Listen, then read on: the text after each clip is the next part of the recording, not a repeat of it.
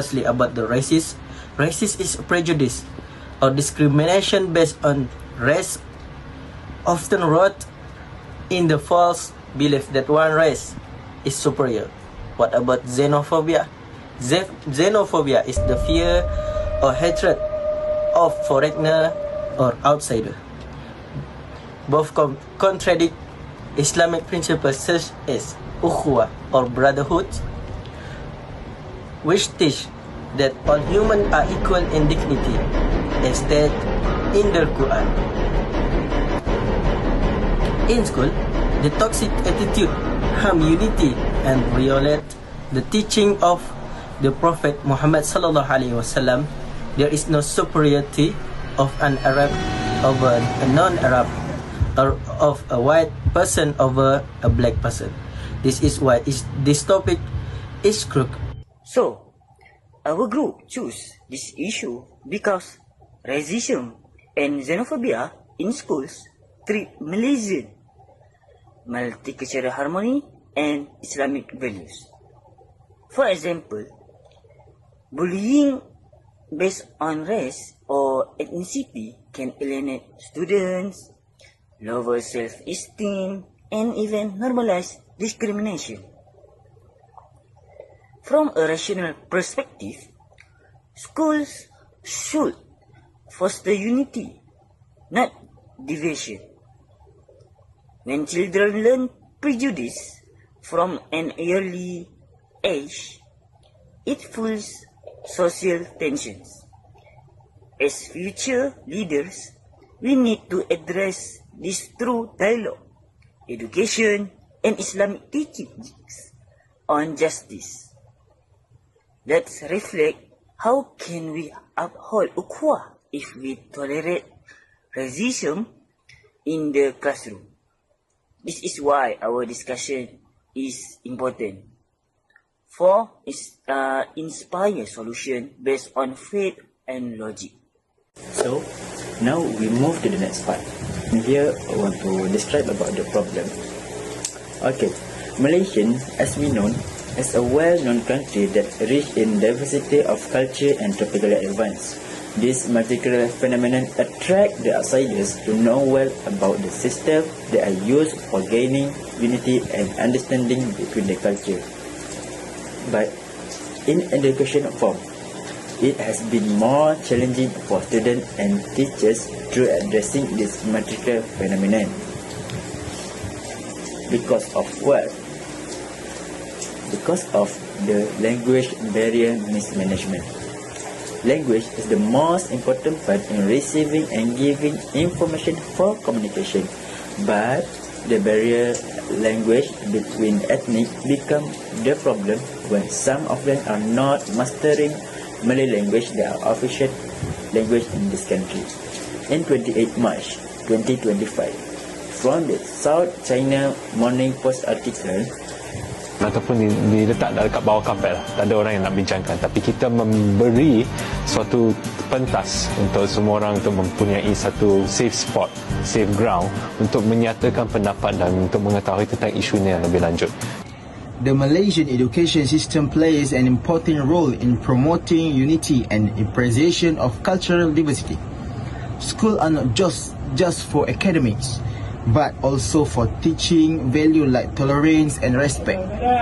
In a multiracial country like Malaysia, the curriculum should be inclusive so all ethnic groups feel like recognized. Teachers must be trained to handle diverse classroom and avoid misunderstanding caused by language of cultural difference. Embedding this value help prevent discrimination and build Malaysia image as a peaceful and welcoming place for international students. Why our group has chosen this particular issue?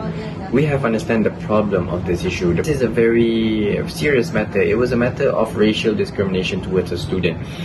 So the Ministry of Education, is Puan Fadlina Sidek, have taken this thing as a serious matter and will put a serious matter towards the teacher who is being biased towards the student. So now After taking a few research towards this matter, our group has taken a couple of solutions in this matter. So one of the effective way to prevent racial discrimination in school is having anti-racism education, in which anti-racism education may be a little cliche or a very common topic or a very common solution, but this is the most highlighted matter or the most important matter in having or preventing racial discrimination in schools, in studying environment. Next, one of the main solutions proposed to address racism in school, such as the case where a teacher told a student to go back to China simply because the student was not fluent in Malay, is to introduce a dedicated anti-racism training module for all teachers. This module will cover topics such as cultural sensitivity, inclusive communication, and understanding Malaysian ethnic and linguistic diversity. This is crucial because teachers serve as role models for students. If teachers themselves fail to demonstrate openness and respect towards difference, these values will not be effectively passed on to the younger generation. Sometimes students are treated unfriendly just because of their skin color, race or the way they speak. And when said, some teachers are just not showing discrimination even if they do not really see. So I want to share two solutions. One from Islam and one from a logical and educational perspective. First, from the Islamic perspective in Surah Al-Hujurat verses 30. Ya ayyuhan nasu inna khalaqnakum min dhakarin wa unsa وجعلناكم شعوبا وقبائل